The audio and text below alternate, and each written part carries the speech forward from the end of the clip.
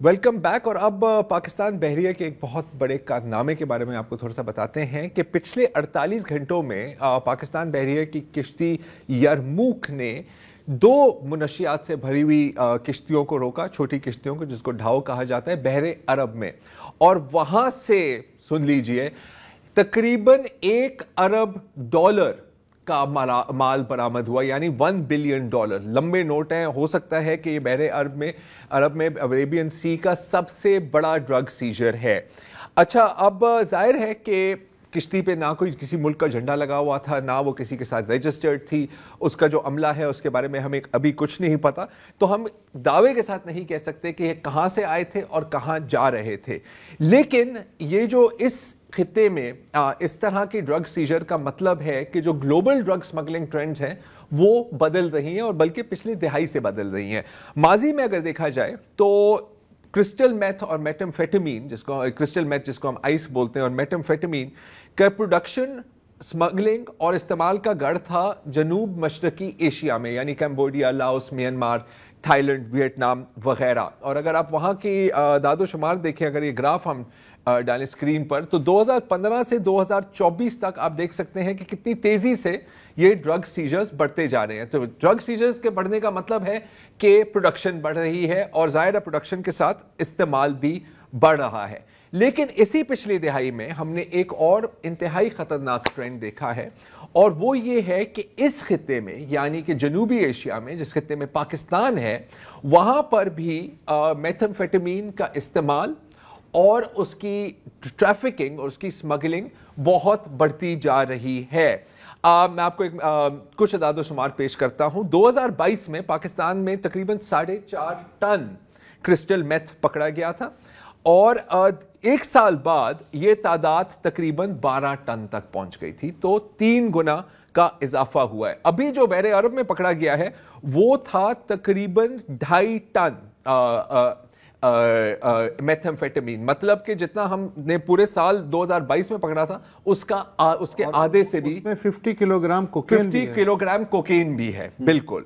अच्छा, हमने ग्राउंड पर भी देखा है पाकिस्तान में कि पिछले दिहाई में क्रिस्टल मेथ आइस का इस्तेमाल बहुत बड़ा है। पिछले साल अगर आपको याद हो, हमने एक ड्रग रिहेबिलिटेशन सेंटर के चीफ के डायरेक्टर से बात की थी, इमरान अहमद शाह का, और मैंने उनसे सवाल पूछा था कि यहाँ कराची में और पूरे सिंध में क्या ये बात दुरुस्त है कि यहाँ पर भी क्रिस्टल मेथ का इस्तेमाल बढ़ गया है। सुनिए उनका जवाब।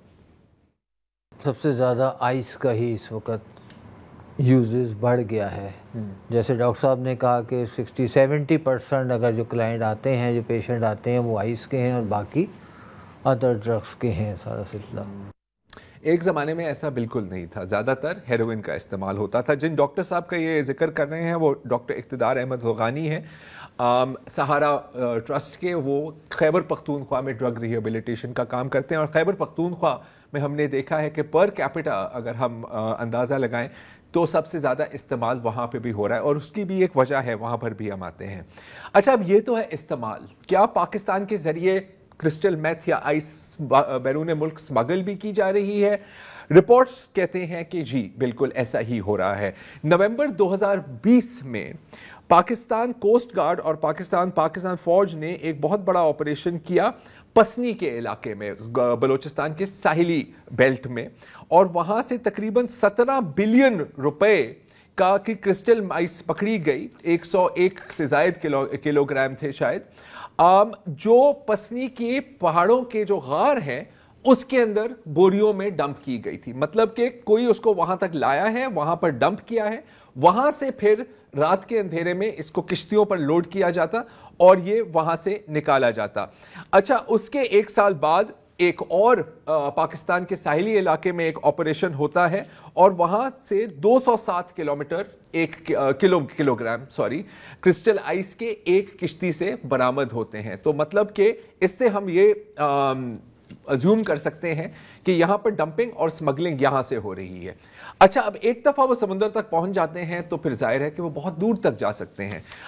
2020 में श्रीलंका की कोस्ट गार्ड ने $33 मिलियन की हेरोइन और क्रिस्टल मेथ को इंटरसेप्ट किया था, और उस वक्त ये समझा जा रहा था کہ یہ سب سے بڑی سیجر ہے کرسٹل میتھ کا سری لنکا کے ساحلی علاقوں میں 100 kg پکڑا گیا تھا. لیکن اس کے 4 سال بعد ایک اور سیجر ہوتا ہے اسی علاقے میں اور اس بار 400 کلوگرام آئس پکڑی جاتی ہے. تو یہ تو ہے کہ وہ کہاں سے کہاں استعمال ہو رہی ہے, کہاں جا رہی ہے, لیکن سوال بنتا ہے کہ کہاں سے رہی ہے. تو یہاں پر ایک بڑی انٹرسٹنگ بات ہمیں پتہ لگتی ہے. انٹرنیشنل نارکوٹکس کنٹرول بورڈ اور اقوام متحدہ کا جو office on drugs and crimes ہے UNODC, ان دونوں کا کہنا ہے کہ شاید یہ بات تھوڑی سی حیران کن ہو ہمارے لیے کہ اس وقت اس خطے میں کرسٹل میتھ کے پروڈکشن کا گڑھ ہے افغانستان. اچھا, یہ صحیح ایک جگہ رپورٹ نہیں ہو رہی, یہ کئی بین الاقوامی اداروں نے یہ بات رپورٹ کی ہے, اس کی لنکس اور ثبوت بھی ہمارے ساتھ موجود ہیں. لیکن اگر آپ تھوڑا سا جانتے ہیں کرسٹل میتھ بنتی کیسے ہے تو یہ آپ کے لیے تھوڑی سی حیران کن بات ہوگی. آپ ہمیں پتا ہے کہ ہیروئن جو ہے وہ پوسٹ سے بنتی ہے, پاپی سے بنتی ہے, اس کا ایک پریکرسر ہے. کوکین کوکا لیو سے بنتی ہے, وہ اس کا پریکرسر ہے. کرسٹل میتھ کا کوئی اس طرح کا کوئی پودا نہیں ہے یا نہیں تھا جس سے آپ کرسٹل میتھ بنا سکتے ہیں. اس کی ظاہر ہے کہ میں پوری اس کی سائنس آپ کو نہیں بتاؤں گا, لیکن اس میں جو ایک کور انگریڈینٹ ہے جس کے بغیر آپ نہیں بنا سکتے کرسٹل میتھ یا آئس, وہ ہے ایفیڈرین. آپ کو یاد ہوگا ایک زمانے میں حنیف عباسی صاحب کے خلاف ایفیڈرین کا بھی کیس ہوا تھا. اچھا, ایفیڈرین ان ممالک میں آپ کو ملے گی جہاں پر ایک چلتی بستی فارماسیوٹیکل یا کیمیکل انڈسٹری ہو. افغانستان میں ظاہر ہے ایسی کوئی چیز نہیں ہے. تو ہوا کیا کہ 2015 میں ڈرگ پروڈیوسرز کو پتہ لگا کہ افغانستان میں ایک پودا اگتا ہے جس کا نام ہے ایفیڈرا, جس کو آپ اپنی اسکرین پر اس وقت دیکھ رہے ہیں, اور اس سے بھی آپ کرسٹل میتھ ایفیڈرین بنا سکتے ہیں اور اس سے آپ کرسٹل میتھ بنا سکتے ہیں. کس کو سکھایا انہوں نے؟ اگین 2010 میں ایران میں ایک بہت بڑا کریک ڈاؤن ہوتا ہے کرسٹل میتھ کے مینوفیکچر میں. اس کے کیمسٹ اور سائنٹسٹ رپورٹڈلی افغانستان فرار ہوتے ہیں, ہرات اور فرا کے صوبوں میں, اور وہاں پر یہ لوکلز کو سکھاتے ہیں کہ آپ نے ایفیڈرا سے ایفیڈرین کیسے بنانی ہے. And that brings us to today. یہ جو میں بات کر رہا تھا پسنی کی جو کوسٹ گارڈ نے پسنی میں جو کرسٹل میتھ پکڑی ہے اور سری لنکا میں جو پکڑی ہے, جب اس کا کیمیکل انالیسس ہوا تو پتہ لگا کہ یہ دونوں شپمنٹس ایفیڈرا کے استعمال سے بنی گئی تھی. انفیکٹ اس وقت کی جو افغان حکومت ہے اور یونائٹڈ نیشنز ہے, ان کا کہنا ہے کہ جو طالبان کنٹرولڈ ایریاز تھے اس وقت افغانستان میں, اس میں پروڈکشن میتھ کی بہت زیادہ بڑھ گئی تھی اور ان کے لیے ایک فنڈنگ کا سورس بھی بن گیا تھا. تو جب ہم یہ بھی سنتے ہیں نا کہ پاک افغان بارڈر پر افغان طالبان حملے کر رہے ہیں, وہ کہہ رہے ہیں آپ باڑ نہ لگائیں, آپ آمد و رفت جاری رکھیں, تو شاید اس کی یہ وجہ بھی ہے کہ وہ اپنے کرسٹل میتھ کے سمگلنگ روٹس کو محفوظ رکھنا چاہتے ہیں. آج کے لیے اتنا ہی جی, اجازت دیجیے, خدا حافظ.